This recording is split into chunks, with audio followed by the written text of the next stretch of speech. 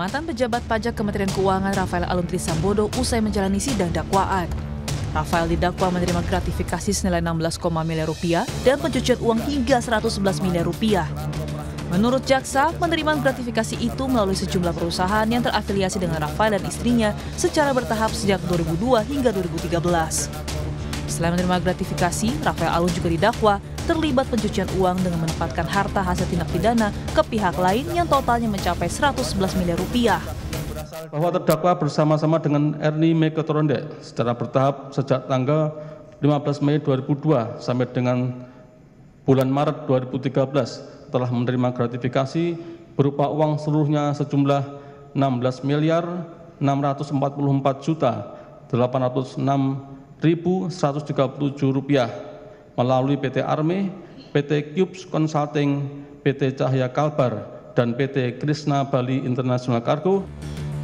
Bersama istrinya Ernie Meketorondek, Rafael Alun membentuk 4 perusahaan jasa yang kemudian menjadi konsultan pajak. 4 perusahaan itulah yang digunakan Rafael Alun dan istri untuk memberikan jasa konsultasi pajak. KPK mencatat, dari PT Arme saja ada 62 perusahaan yang menggunakan jasa Rafael Alun.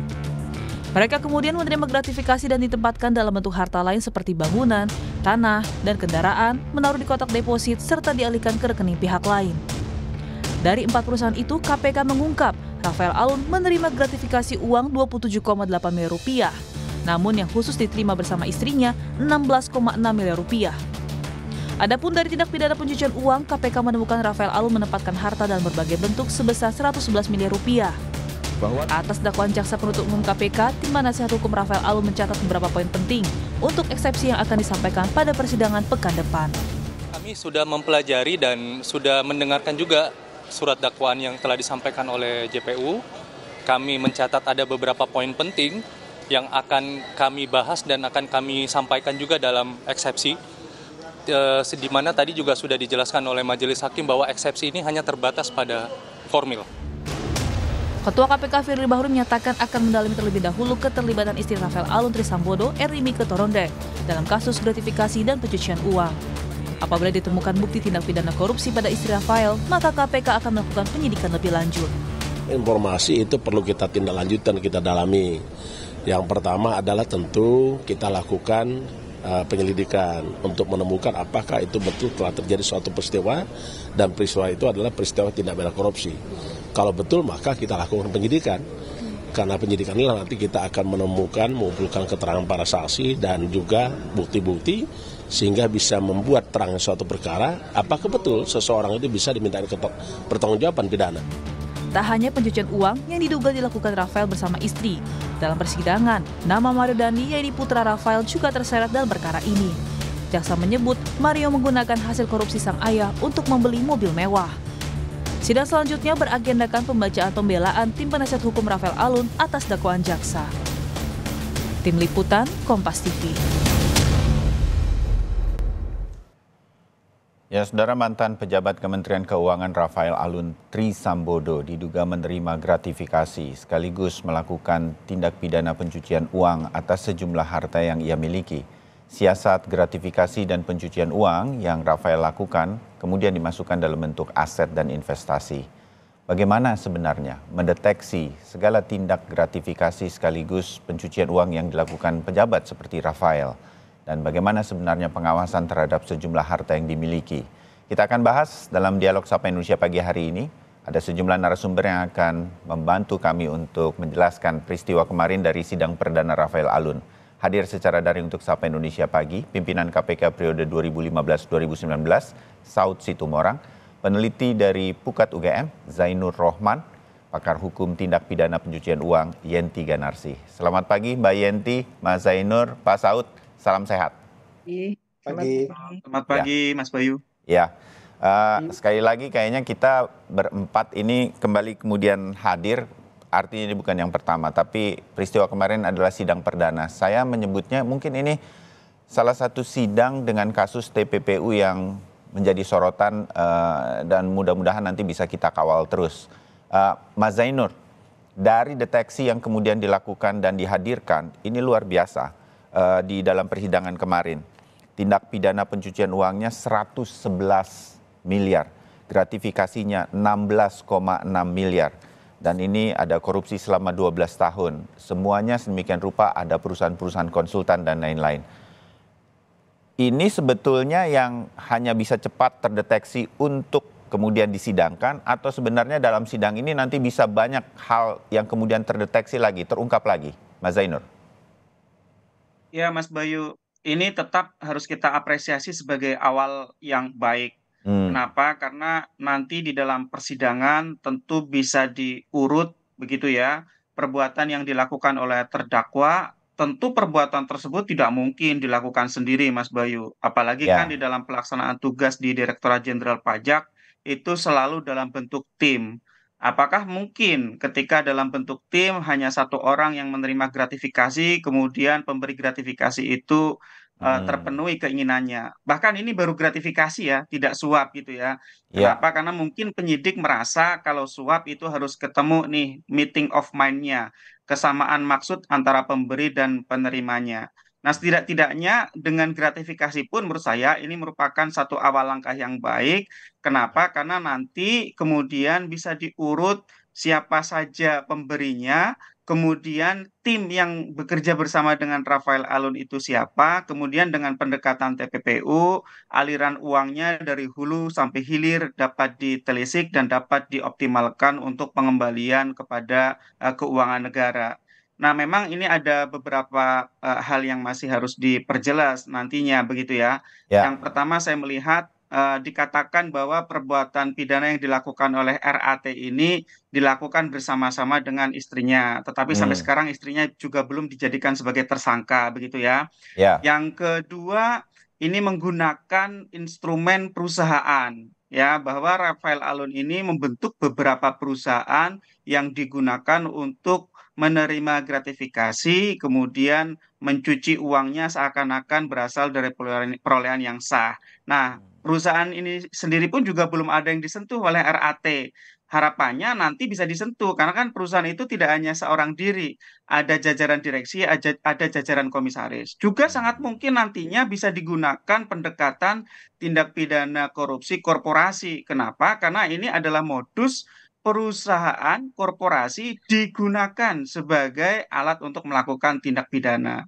Nah, jadi menurut saya ini memang baru awal, tetapi kita apresiasi masih banyak yang harus dikembangkan ke depan, Mas Bayu. Setidak-tidaknya ini menjadi alarm juga untuk seluruh penyelenggara negara Ya. bahwa bisa dengan memadukan pendekatan pasal-pasal gratifikasi dengan pasal-pasal TPPU, nanti bisa menjangkau para penyelenggara negara yang memiliki kekayaan tidak wajar, tidak sesuai dengan profil, ada irregularity di dalam transaksi keuangannya, bisa dibongkar meskipun sekali lagi kita belum punya kriminalisasi terhadap illicit enrichment, Mas Bayu. Oke, ya.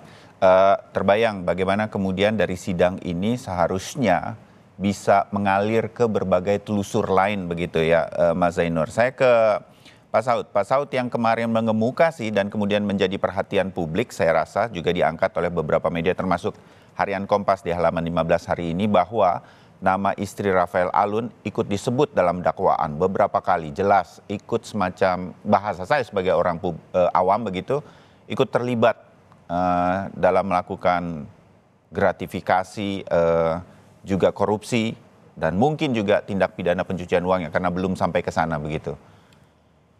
Seperti Mas Zainur katakan, ini kan pasti, saya yakin Pak Saud, KPK tahu alurnya, nama-namanya pun udah tersebut begitu. Tapi mengapa belum jadi tersangka, kemudian mengapa belum telusurannya ini apakah nanti ini juga akan sampai kepada tugas Ditjen Pajak lain, karena nggak mungkin sendiri, kata Mas Zainur, ke pihak keluarga yang lain, kemudian ke korporasi-korporasi yang dibentuk, di mana di situ ada beberapa orang juga di dalamnya. Ini kan sebetulnya udah tergambar, Pak Saud. Tapi mengapa belum? Kenapa KPK menahan diri sampai di Rafael saja sementara ini, Pak Saud? Ya, itu yang dalam banyak kesempatan ketika saya masih di dalam dulu tuh, kalau ada laporan sifatnya gratifikasi, saya selalu minta direkturnya ngejar, kenapa dia ngasih itu.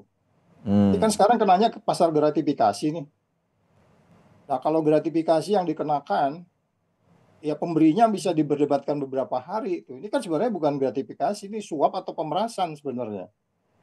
Kan gitu. Jadi sekali lagi coba deh lihat kronologisnya dari awal, kronologis untuk apa perusahaan itu didirikan dan kenapa mesti masuk lewat perusahaan keluarga itu. Itu kan sudah jelas, itu kan niatnya bukan gratifikasi. Kalau gratifikasi itu ya pasif, dia diam, terus dikasih diam, nggak laporin gitu kan gitu ya. Jadi kurang tepat menurut Pak Saud gratifikasi ini. Gimana Mas? Kurang tepat kalau kemudian pasal yang digunakan gratifikasi di persidangan kali ini. Oh iya dong, itu kan sudah nanti Bu Yanti ngejelasin itu. Pencucian uang beda lagi kan? Iya. Saya gini loh, kalau kita lihat kronologisnya begitu panjang, itu angkanya aja kita curiga bener. Masa sih sekian tahun itu cuma segitu gitu ya? Cuma 3 company kan gitu ya? Terus company-nya juga sebagai pemberi karena gratifikasi bukan pasal yang lain yang digunakan gitu. Jadi maksud saya sampai hari ini kita jadi skeptik juga ya. Jadi ini kayaknya nggak ada efek jerah gitu. Oke lah, orang bilang sekarang masyarakat mulai skeptik juga. Pemiskinan itu bahkan mereka udah nggak percaya. Sekarang kan politisi banyak bicara pemiskinan tuh. Mereka udah nggak percaya, udah sekarang bicara pasal 2 itu kalau bisa dibuktikan hukuman mati atau kalau mungkin undang-undang tipikornya diperbaiki lagi kemudian bisa lebih keras lagi gitu. Maksud saya ketika kemudian ini tidak ada perubahan di dalam cara kita menangani kasus ini, itu sangat tidak progresif sama sekali ya, sangat normatif sama sekali ya. Lihat statementnya tadi pimpinannya itu kan sangat normatif tuh ngomongnya itu kayak gimana gitu cara ngomongnya, sehingga kemudian kita jadi tidak yakin betul bahwa ini nanti akan berefek jerah secara keseluruhan, sehingga kemudian angka-angka 349 itu nggak akan pernah muncul lagi itu. Jadi ini kan baru satu dari sekian ribu petugas pajak yang di paling depan yang banyak sekali warnanya, ya kan? Bahkan kalau Bu Sri Mulyani dibilang kenapa kok jadi rakyat kecil dipajakin, dia akan memberi jawaban, oh enggak, rakyat kecil juga kita kasih sejumlah fasilitas. Oke, itu udah benar gitu. Tapi secara keseluruhan kementerian untuk kemudian sama-sama bekerja sama dengan KPK untuk belajar dari kasus ini secara tuntas, mendalami perilaku transaksional mereka di bawah, tidak akan ada upaya maksimal kalau penegakan hukumnya masih normatif kayak begini gitu. Pada bagian lain, ya sudah, ini kalau memang kita masih bicara gratis, ya kita bisa bayangkan nanti yang lain-lain pasti gratifikasi, nanti kembaliin uangnya gitu, walaupun jumlahnya kita sangat curiga kok cuma segitu gitu ya. Ini sisi lain dari kasus ini gitu. Ya, terima kasih Pak Saud. Kita jadi dapat sisi yang menggambarkan bahwa kasus ini belum sepenuhnya karena 12 tahun sebetulnya bisa saja lebih daripada ini begitu, terutama di sisi KPK di mana Pak Saud pernah di dalamnya. Mbak Yanti, Anda punya analisa berkaitan dengan Mas Zainur tetap mengapresiasi hal ini, walaupun saya yakin punya catatan juga Pukat UGM begitu. Mbak Yanti, banyak kasus TPPU kan kemudian tidak terungkap, saya menyebutnya apa ya, sebagaimana mestinya. Dan kemudian jadi normatif, ya sekedar di sidang dan kemudian publik diharap bisa kemudian puas. Tapi saya setuju dengan Pak Saud, bagaimana agar ini bisa sampai ke akar-akarnya. Karena kalau itu terjadi, bisa jadi bukan hanya satu nama Rafael Alun dan keluarganya, ini bisa banyak sekali hal yang kemudian bisa terungkap begitu. Kita bisa optimis ke arah sana, Mbak Yanti? Ya, kita optimis ya, adalah optimisnya pas awal. Tapi itu juga ya Pak Mas Zainur, Anda mengatakan memberikan apresiasi, yang nggak usah terlalu apresiasi, memang tugasnya gitu ya. Ini juga penting ya, karena apa? Ini hal-hal seperti ini itu yang kita biasakan menjadi seperti benar. Nanti berujung pada apa? Pengurangan atau peringanan terhadap calon terpidana ya, terdakwa adalah karena berjasa. Nah gitu. Nah ini ya, tugasnya. Kan tugas itu juga nggak free ya, udah dibayar kok. Ya itu biasa-biasa aja gitu. Kalau tidak melakukan baru nanti kita akan memberikan satu pengawasan gitu. Jadi nggak usah terlalu diapresiasi juga, biasa aja gitu. Karena memang sudah tugasnya. Itu. Nah, kemudian tadi Pak Saud lebih kepada teknis pasti ya, karena saya juga kan akademisi, belum tentu saya sepintar Pak Saud tuh dalam hal berbicara bisa gimana gitu ya. Tapi begini, ini gratifikasi, sudah terlanjur gratifikasi. Walaupun menerima gratifikasi, pidananya lebih berat ya Pak Saud ya. Tapi ada celahnya, yaitu yang memberikan gratifikasi menjadi seperti sulit. Tapi kalau dalam kasus ini bisa ditelusuri. Artinya gratifikasi itu pasti bisa dibuka lah strategisnya. Masa sih KPK yang sudah 20 tahunan ya Pak, nggak bisa gitu kan Pak. Banyak sekali penyidiknya kumpul di sana dan JPU-nya. Dia gratifikasi itu dari siapa? Melalui perusahaan yang dibangun. Seolah-olah dia tidak memberikan satu. Itu kan awalnya sebenarnya meeting of mind juga. Sebenarnya awalnya adalah minta mau konsultasi kan gitu ya. Kemudian diarahkannya itu adalah kepada perusahaan lain yang sebenarnya dia juga BO lah, taruhlah begitu ya. Dia juga, artinya apa? Jadi ini pelaku ini tingkat kesengajaannya sangat tinggi. Ya. Jadi ini modus yang biasa terjadi, begitu Bu Yenti ya?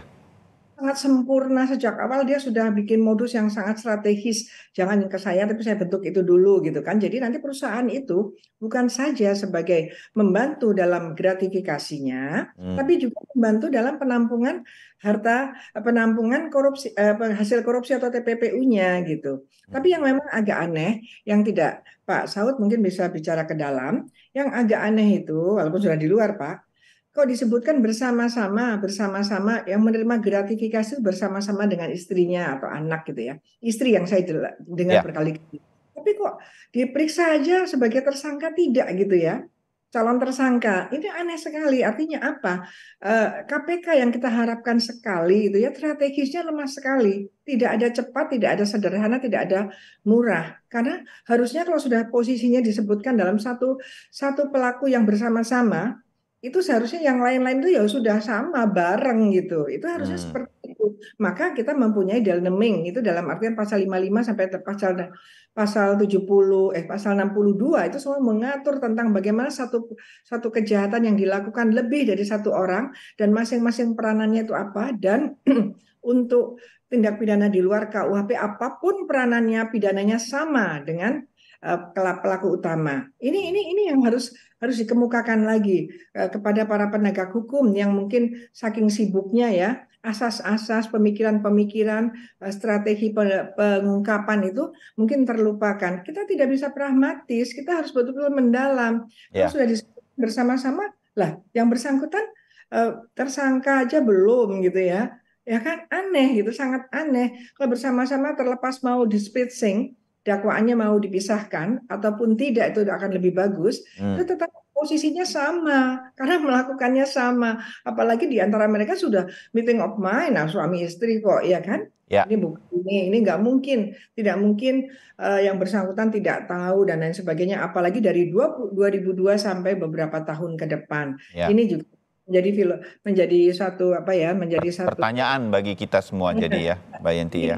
Yang dikhawatirkan oleh Pak Saud, yang Pak Saud kecewa kenapa tidak pakai suap. Kalau suap kan kelihatan langsung siapa yang menyuap gitu kan. Itu adalah kita berharap nanti Pak RA ini mau membuka. Nanti berharap hakimnya, JPU-nya itu betul-betul bisa mengorek ya, bisa mendalami, bisa bagaimana strategi di dalam pengadilannya sehingga nanti bisa menjadi petunjuk bagi penyidik untuk segera mengejar siapa-siapa saja. Terpaksa begini karena memang kelihatannya KPK begitu mengeluarkan perkara itu tergantung di pengadilan. Itu saya kira sudah terlambat satu langkah.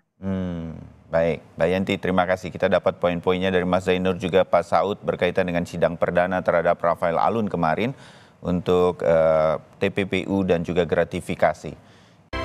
Ya, saudara, kami lanjutkan perbincangan kami pagi hari ini berkaitan dengan sidang perdana terhadap Rafael Alun Trisambodo yang pegawai Ditjen Pajak yang didakwa bersama-sama istrinya menerima gratifikasi dan terlibat pencucian uang. Masih ada Pak Saud Situmorang, mantan pimpinan KPK, Zainur Rohman dari Pukat UGM, dan Mbak Yenti Ganarsi, pakar hukum TPPU. Mas Zainur, mungkin Anda akan menanggapi nanti pernyataan-pernyataan dari Mbak Yenti terutama dan juga Bang Saud ya berkaitan dengan sidang perdana yang sudah dilakukan. Tapi kan ada harapan.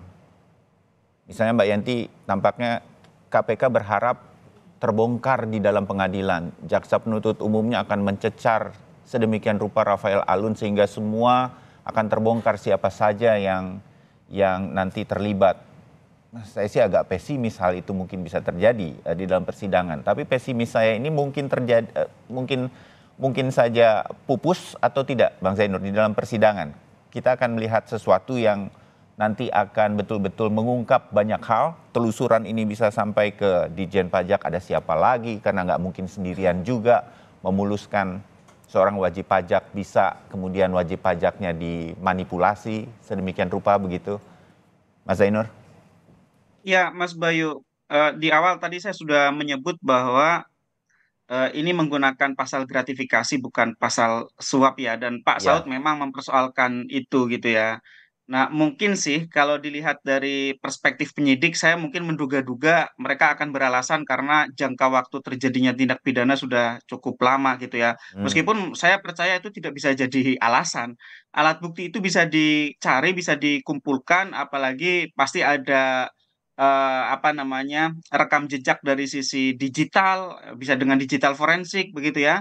Juga ada saksi-saksi, ada alat bukti lain, transaksi keuangan dan lain-lain yang itu bisa menunjukkan telah terjadinya permufakatan, meeting of mind antara pemberi dan penerima, sehingga seharusnya pemberi juga bisa dijerat dengan tentu pasal suap. Kalau pasal gratifikasi, betul kata Pak Saud, pasal gratifikasi kelemahannya adalah pemberi itu tidak akan disentuh gitu ya. Nah, kita berharap nanti ya di dalam persidangan hakimnya gitu ya. Tadi meskipun Bu Yanti nggak sepakat kalau apa-apa harus dibebankan di persidangan, harusnya itu sudah harus ada di dalam dakwaan. Nah, tetapi desain oleh KPK itu memang diarahkan untuk pasal gratifikasi.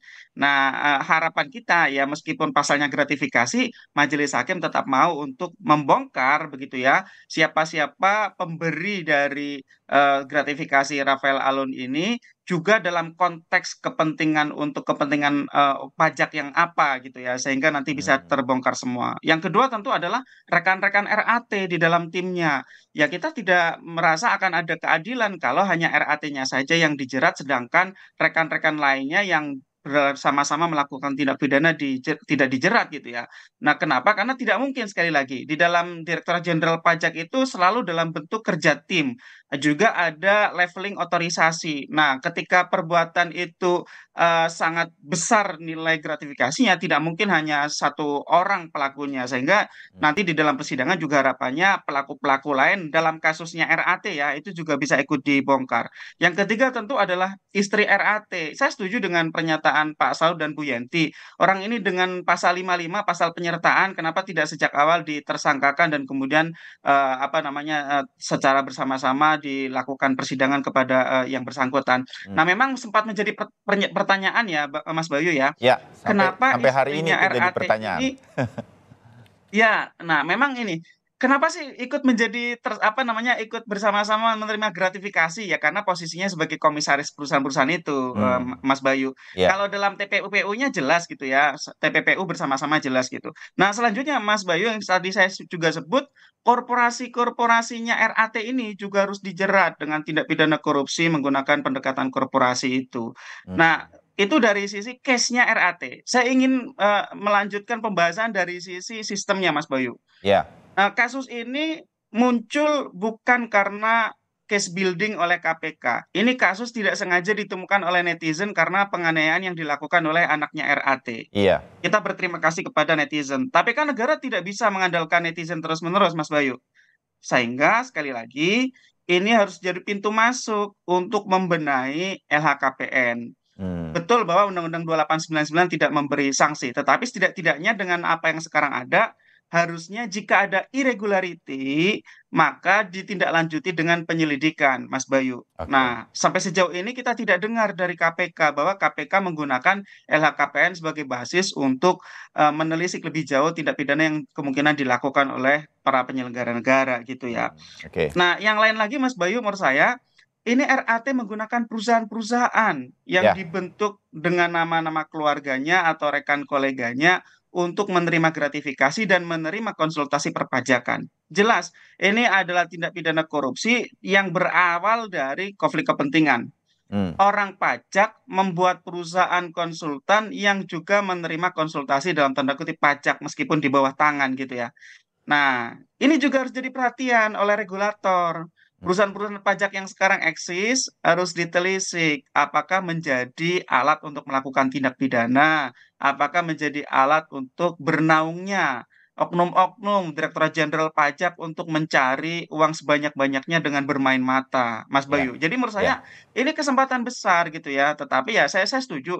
Terima kasih Bu Yanti yang mengingatkan saya untuk tidak terlalu memuji KPK gitu ya. Ini karena ya. memang masih banyak sekali Mas Bayu yang harus dibenahi gitu ya, baik oleh KPK maupun oleh Direktorat Jenderal Pajak juga Kementerian Keuangan, Mas Bayu. Ya, saya tertarik di bagian-bagian yang kedua dan ketiga dulu yang saya mau lempar ke Mbak Yanti. Mbak Yanti, oke lah, di dalam persidangan kita ada skeptisnya berkaitan dengan jalannya persidangan dan pasal-pasal yang sekarang sudah diterapkan. Tetapi bagaimana sidang ini terhadap Rafael Alun atau RAT ini kemudian bisa memperbaiki hal-hal lain, LHKPN dan juga perusahaan-perusahaan, saya nggak menyebut fiktif perusahaannya, tapi perusahaan-perusahaan yang dibuat memang dengan sengaja untuk set of mind, memanipulasi pajak, wajib pajak bisa membayar separuh, tidak membayar pajak dan lain-lain. Jangan-jangan itu sebenarnya praktek yang umum atau modus yang umum. Bagaimana kita bisa optimis ini diperbaiki sebagai sidang RAT ini menjadi momentum? Mbak Yanti, Anda banyak juga memberikan kuliah atau apapun namanya kepada para penegak hukum, kepada birokrat di negara kita. Ini bisa terjadi atau ini akan dimaklumi terus, Mbak Yanti? Ya, ini kata kuncinya adalah pembiaran gitu ya. Jangan dibiarkan yang seperti ini karena modus ya. Kita membuat undang-undang seperti apapun, kecepatan kita 80 km per jam, itu undang-undang yang kita pikirkan, kemudian program yang kita canangkan, tetapi tetap saja yang namanya penjahat itu pasti bisa 120 km per jam. Itu kita pahami. Karena apa? Mereka itu kan main ya, yang dikerjakan itu berdasarkan mainnya dia, pemikiran-pemikirannya. Sementara kita pengaturan-pengaturan, kemudian penindakan itu kan kita mesti bertahap, programnya apa, ininya apa dan sebagainya. Nah, ini harus ada evaluasi tentang strategi-strategi. Misalnya sekarang ini yang saya tadi katakan bahwa apa namanya? Bahwa nggak usahlah terlalu memuji, bukan itu, karena gini, kita tidak boleh dibiasakan memberikan suatu apresiasi terhadap memang tugasnya, kecuali tugasnya itu menjadi lebih luar biasa tuh baru nanti kita berikan penghargaan. Karena itu berdampak pada pengurangan, kelihatannya menjadi pertimbangan untuk mengurangi karena berprestasi aneh itu kan. Nah, kemudian ini beban ini juga mungkin perlu kita kembangkan, semoga ada para hakim yang mendengarkan. Seandainya apa yang dikhawatirkan Pak Saud tadi, gratifikasi itu bahasanya lebih lembut gitu ya Pak Saud ya. Menerima suap itu kan beda. Padahal di bawahnya dijelaskan bahwa gratifikasi sesungguhnya adalah juga suap. Itu juga sudah, itu harusnya disampaikan ini. Gratifikasi itu juga sama, itu juga suap, menerima suap itu juga tidak bagus gitu kan. Itu harus disampaikan. Nah, saya berharap kepada para hakim itu nanti memang ada dua kubu ya, dua kubu pemikiran. Bahwa hakim itu bisa loh harusnya menjatuhkan pidana di luar pasal yang didakwakan kalau memang perbuatan itu unsurnya terbukti. Mari Mas Zainur kita kembangkan itu. Itu ada dua kubu yang dua pemikiran seperti itu. Itu benar kan? Misalnya bukan kesalahan jaksa. Jadi jangan sampai kita terbelenggu lagi bahwa hakim tidak bisa menjatuhkan pidana yang di luar pasal yang didakwakan. Tidak, itu sebenarnya ada. Karena apa? Itu bisa. Karena sepanjang yang dibuktikan itu perbuatan itu terbukti dan itu ada di pasal lain yang bisa mengungkap bahwa siapa penyuapnya, itu bisa hakim menjatuhkan. Siapa bilang yang tidak bisa. Jadi ini hal-hal seperti ini ya, pemikiran ilmiah yang bisa membantu ini harusnya dikembangkan. Dan kemudian ini juga penting bagi saya adalah gampang kok sebetulnya ditelusuri perusahaan itu waktu didirikan itu pasti modus lah. Itu pasti modus untuk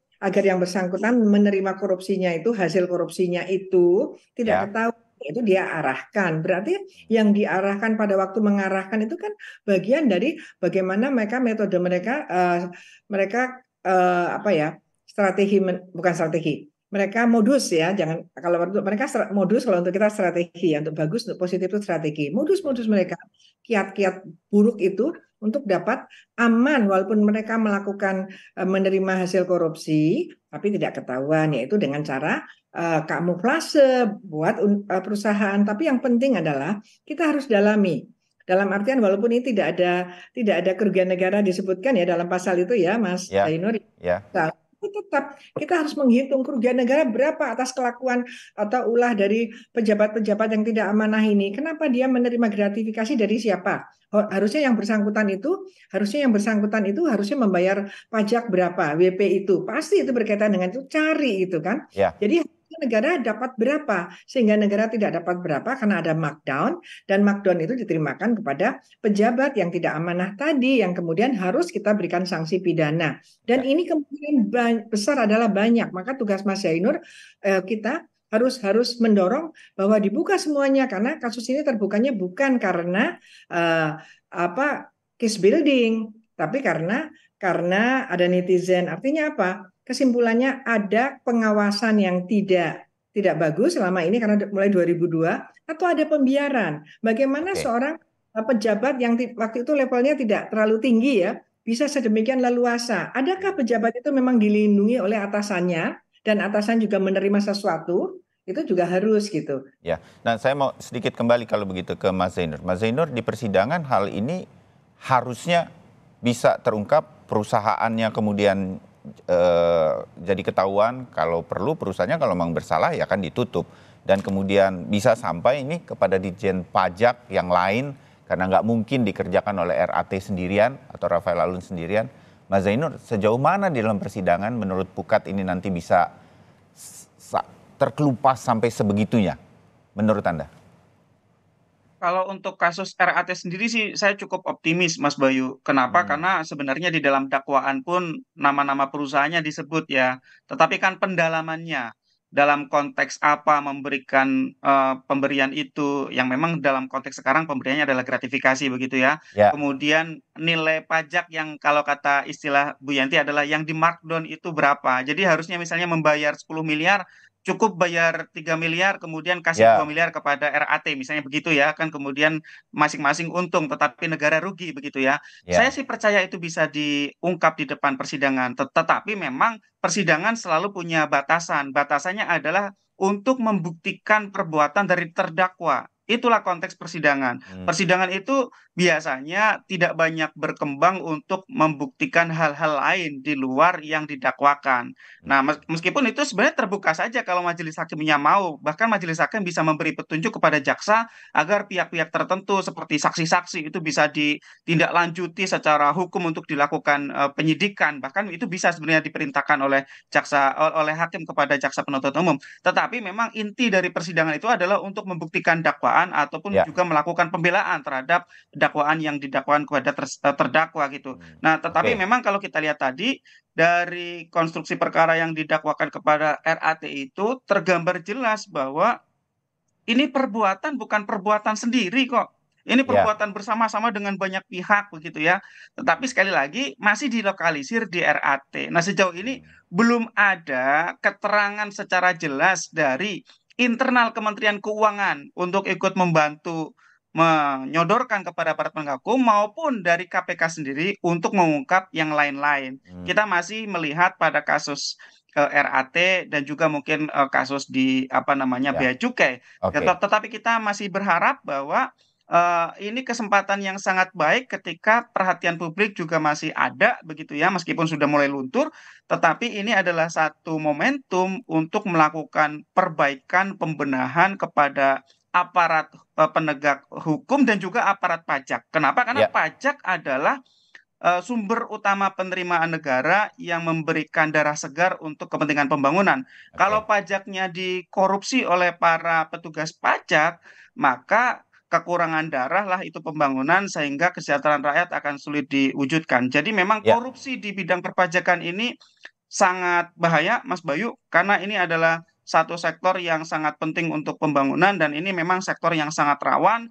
Kenapa? Karena rawan main mata antara wajib pajak dengan petugas pajak, Sehingga ini menjadi momentum tidak hanya secara pidana, tetapi juga pembenahan secara menyeluruh di sektor perpajakan, seperti juga menertibkan Ya, internal Direktorat Jenderal Pajak dan perusahaan-perusahaan konsultan pajak, Mas Bayu. ya, Karena perusahaan-perusahaan itu memang disinyalir selama ini main mata kok dengan orang-orang dalam, sehingga ya. kemudian Kita tadi titipkan Bu pesan Yanti ini ya. menyebut ada markdown itu. Ya, kita titipkan pesan ini di dalam perbincangan ini untuk kemudian diawasi. Saya sedikit saja untuk Pak Saud.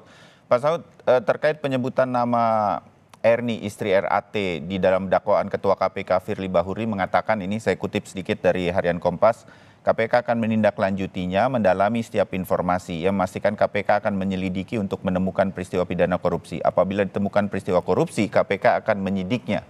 Bukannya udah jelas ya, Pak Saud, menurut Anda? Ya, itu makanya saya kalau sedikit agak kembali ke bawah ya, cara berpikir kita ini memang banyak salah gitu. Hmm. Katakan aja ketika seseorang mendirikan usaha dengan maksud yang seperti di akhirnya terkait dengan case ini gitu ya.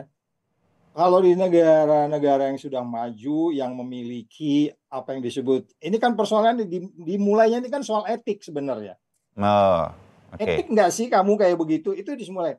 Nah, ketika etik itu nggak jalan, kalau ngambil Amerika itu kan mereka ada yang namanya Office of Government Ethics. Hmm. Nah, ini yang etik ini KPK nggak bisa masuk gitu loh. Ya. Jadi, maksud saya gini, kalau kita bicara ini dilakukan 20 tahun ke belakang, yang tadi gitu di bagian depan Bu Yenti dan Mas Jainur sudah bilang bahwa ini nggak akan muncul kalau ada orang nggak nabokin gitu ya, anaknya nabokin orang. Itulah yang saya sebut kalau tadi Mas Bayu tanya, seperti apa sebenarnya keluarga bisa cawe-cawe di sini gitu ya.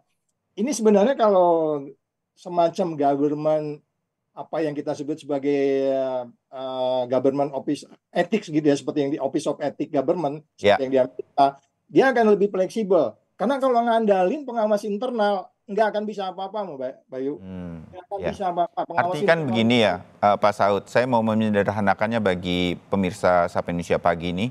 Kalau kita bikin perusahaan, direkturnya saya, komisarisnya istri saya, sebetulnya kan ada hal-hal yang kemudian conflict of interest-nya kemudian tidak diperbolehkan. Tapi ini terjadi, ada tidak hanya satu perusahaan. Jadi set of mind ya kata Bu Yenti, ini mungkin memang sudah didesain. Nah itu kan udah jelas. Kemudian membeli aset dengan nama keluarga dan lain-lain. Ini jadi pelajaran juga bagi kita semua, bagi siapapun yang sekarang melakukannya, untuk kemudian berhati-hati bahwa ini bisa terseret dalam kasus pidana. Saya pengen dapat itu, Pak Saud. Benar kan saya? Kira-kira begitu, seharusnya. Walaupun sekarang tampaknya KPK belum, kejelasan ini belum kemudian menjadikan misalnya istri RAT menjadi tersangka. Pak Saud? Nanti kalau mau bahas Bayu ada waktu masuk deh ke website-nya Kementerian Keuangan. Bagaimana mereka membahas etik di sana. Nah, ketika itu nggak jalan, kemudian KPK bertindak kan begitu. Tapi KPK tidak bisa masuk dalam soal etik. Oh, etik di masalah di kantornya sendiri aja nggak jalan, apalagi etik di luarnya, di luar KPK gitu ya. Maksud saya gini, tadi kan pertanyaan Mas Bayu tadi itu, bahwa kalau kita memang mau ke depan, ini kan kita mau ke depan nih ceritanya. Ya. Hari ini kan tadi Mas Jainur udah sebut bahwa tax ratio kita itu kan 10%. 10%, Mas Bayu, itu jatuh di periode ini. Itu kalau negara lain sudah mencapai 30%. Kenapa ini 10%? Kita kan tanda tanya, ada banyak di belakang ini mosek-mosek yang belum kita selesaikan. Jadi kalau tadi kita katakan bahwa kemudian kita memang hidup itu seharusnya APBN kita bisa sampai mendekati 80% pajak karena ekonomi kita cukup besar sebenarnya. Nah ini kalau kita kembali ke pertanyaan tadi, ada orang yang diberi tugas, bahkan dia mengotori tempat kerja dia cari makan, itu aja tuh udah nggak etik banget gitu loh. Jadi kemudian kita berharap penegakan hukumnya kita lihat seperti yang sekarang. Oke, mungkin tadi ada pidana pencucian uang juga ya. Saya dengar gitu Mbak Yanti kalau nggak salah, dikenakan pasal 3 juga. Tapi pasal 3 itu kan cuma 20 tahun terus kemudian kalau nggak salah itu sekitar 10 miliar rupiah gitu. Ini uang yang itu dia dikasih udah selesai, dia tinggal nunggu-nunggu aja gitu. Kalau kita mau bicara efek jerah ya, kalau kita mau beri, ini kan kita pingin efek jerah nih sekarang ini. Orang sudah percaya namanya pemiskinan gitu. Orang udah malas sekarang itu udah sebel banget bila perlu hukuman mati segala macam, walaupun di pasal 2 ada, tapi itu kan syaratnya ruwet, Walaupun udah kasus Kementerian Sosial aja itu udah memenuhi syarat sebenarnya pasal 2 tuh untuk hukuman mati, itu juga nggak jalan. Ya, Jadi sangat crowded, Mas Bayu. Cuman saya mau begini deh, ke depan ini kalau memang kita nggak bisa karena ini awalnya selalu di etika yang nggak. Kalau cuma nggak ada waktu, lihat deh website Kementerian Keuangan tuh jelas tuh kode etiknya mereka. Itu nggak jalan semua. Maksud saya kalau memang kita mau ke depan, ya tentunya di pemerintahan baru ke depan ini, coba etik yang nggak bisa di-touch ini, KPK nggak bisa masuk di situ, Mas. Kalau ada peristiwa pidananya baru KPK masuk. Pencegahan, aduh, kita udah ngomong-ngomong, Mas, tiap hari besoknya OTT gitu. Jadi maksud saya ini satu cara, satu yang kita lihat sekarang ini, bahwa kita memang juga nggak progresif banget mengatasi sumber jantung hidupnya negara kita dalam hal ini pajak, seperti Mas Jainur bilang tadi. Baik, mudah-mudahan ini semua menjadi pesan dari sidang yang kemarin perdana untuk Rafael Alun mengenai gratifikasi dan pencucian uang. Tidak akan selesai pagi hari ini, kita masih akan terus mengawal kasus ini bersama Anda semua. Terima kasih Mas Zainur, Pak Saud, dan juga Mbak Yenti. Kita ketemu lagi di diskusi berikutnya. Selamat pagi, salam sehat. Selamat pagi. Ya.